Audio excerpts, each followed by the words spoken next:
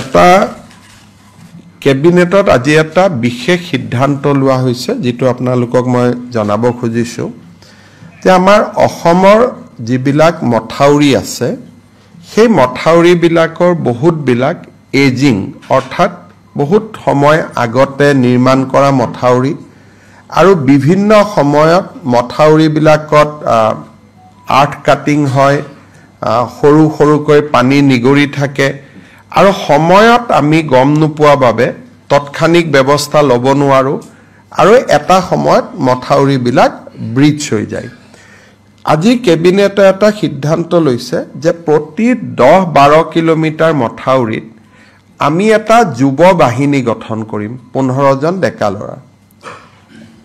এই 15 জন ডেকা লৰাৰ কাম হ'ব যে এপ্ৰিল মাহৰ শেষৰ পৰা অক্টোবৰ পৰ্যন্ত তেওঁলোকে মথাউৰিসমূহ নিৰীক্ষণ কৰিব আৰু এই ডেকা লৰা কেইজনক আমি এটা মথাউৰি কমিটি বুলি উল্লেখ কৰিছো যে এটা মথাউৰি কমিটিত 10 পৰা 15 জন লৰা থাকিব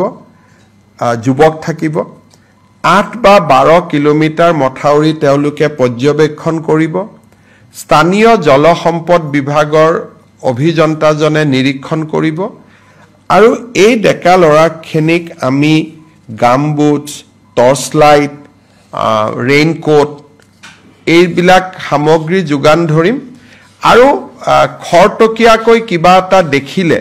যাতে ফটক কৰি মেৰামতি কৰিব পাৰে তাৰ কাৰণে তেওঁলোকক আমি জিঅ' বেগ কোৰ বিভিন্ন যিবিলাক পৰ্কুপাইন যিবিলাক এমুনেশ্যন যিবিলাক ফ্লাড ফাইটিং মেটেৰিয়েলছ সেইবিলাক আমি দিম আৰু এই গোটেই ব্যৱস্থাটো স্বেচ্ছাসেৱক হ'ব স্বেচ্ছাসেৱী হ'ব অসমৰ বান নিয়ন্ত্ৰণৰ ক্ষেত্ৰত অসমৰ যুৱ শক্তিৰ আমি যাতে সহায় পাওঁ তাৰ কাৰণে এই বিশেষ আঁচনিটো লোৱা হৈছে আৰু যি কেইজন যুৱ বন্ধুৱে এই কামত আমাক সহযোগিতা কৰিব অক্টোবৰ মাহত মুখ্যমন্ত্ৰীৰ স্বাক্ষৰযুক্ত তেওঁলোকক একোখন কৃতজ্ঞতাৰ পত্ৰ বিতৰণ কৰা হ'ব সো আকৌ এবাৰ কৈ দিছো যে 8 পৰা 12 কিলোমিটাৰ মথাউৰি চাবৰ কাৰণে 10 পৰা 15 জন যুৱকক লৈ এটা মথাউৰি কমিটি নিৰ্মাণ কৰা হ'ব এই মথাউৰি কমিটিটো এপ্ৰিল মাহৰ পৰা অক্টোবৰ মাহলৈকে কাম কৰিব মথাউৰি কমিটিৰ সদস্যসকলক আমি গামবুটস টৰ্চ লাইট ৰেইনকোটস এই ধৰণৰ সামগ্ৰীসমূহ যোগান ধৰিম আৰু ফ্লাড ফাইটিং কিছু জিঅ' বেগছ কোৰ পাৰ্কুপাইন এই ধৰণৰ যিবিলাক আমাৰ আমি তৎকালে মথাউৰিটো বচাব পাৰো যেতিয়ালৈকে ডিপাৰ্টমেন্টৰ সুবিধা আহি নপৰে এই সামগ্ৰীবিলাকো আমি তেখেতসকলক দিম আৰু শেষত আমি